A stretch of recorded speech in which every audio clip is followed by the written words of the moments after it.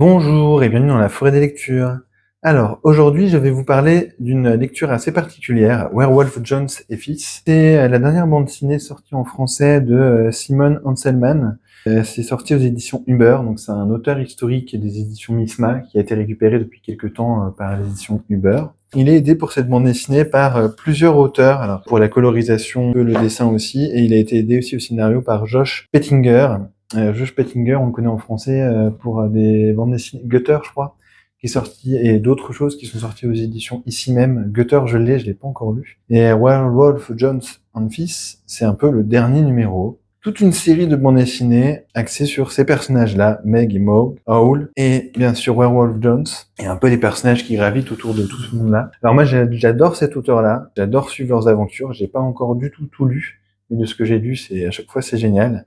Et ça, c'est clairement sa bande dessinée de ce que j'ai lu la plus trash, la plus extrême et violente, moralement, physiquement, sexuellement, etc.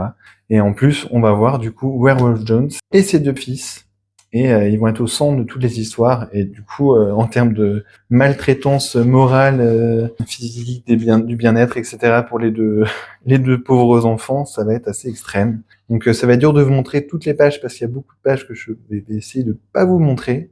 On va éviter. Du coup, on va voir vraiment au gré de l'histoire courte les aventures entre guillemets de ce père et ses deux fils, et ça va toujours partir en vrille avec de la drogue, du sexe, des violences. Voilà, c'est des crachats, du vomi. Là, vous pouvez voir une petite balade qui part en vrille, avec souvent des personnages des enfants qui finissent en pleurs avec une sorte de vomi en permanence autour de la bouche. Et voilà, donc c'est vraiment une lecture extrême qui plaira pas à tout le monde, que je déconseillerais même à beaucoup de monde, mais si vous aimez les lectures trash et au global ce que sortent les éditions Uber, bah foncez dessus.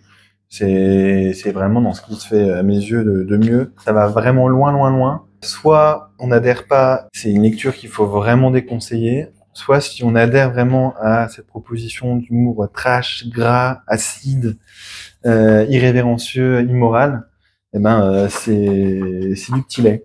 C'est totalement génial. Et moi, j'ai à plusieurs reprises été totalement plié de rire. Il y a certaines situations. Entre les deux fils, c'est un concours de crachats, sauf qu'il y en a un qui est sur le lit du dessus et un sur le lit du dessous. Donc celui qui est en dessous, ça se passe mal pour lui. Là, c'est une soirée d'Halloween avec du coup toute la clique qui arrive du coup dans la petite famille, et ça va vraiment mal se passer.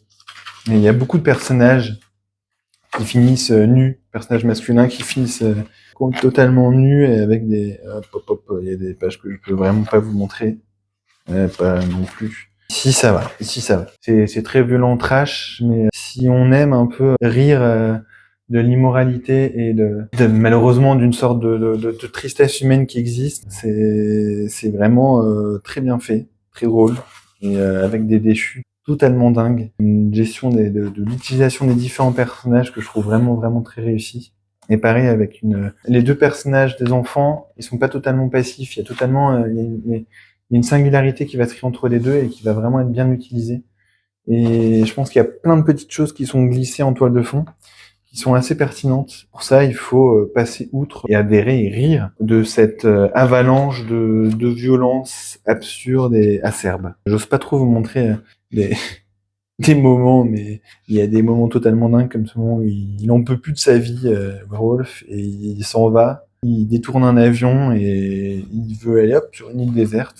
Et après, on voit du coup ses enfants assistent ça en direct à la télévision. Et après, on les voit dans une sorte d'endroit où on s'occupe d'eux, mais de manière très violente. Et tout est sur ce ton-là. La tonalité est en permanence over the top. Pousse à fond les potards et on fait quelque chose d'ultra violent et d'ultra drôle si on apprécie. Foncez lire Werewolf Jones si vous pensez être le public. Moi, je vais continuer à lire assidûment les bandes dessinées de cet auteur-là et découvrir enfin Josh Pottinger. Bien voilà, j'espère que ça vous aura plu et intéressé et rendu curieux. Au revoir et à bientôt, merci.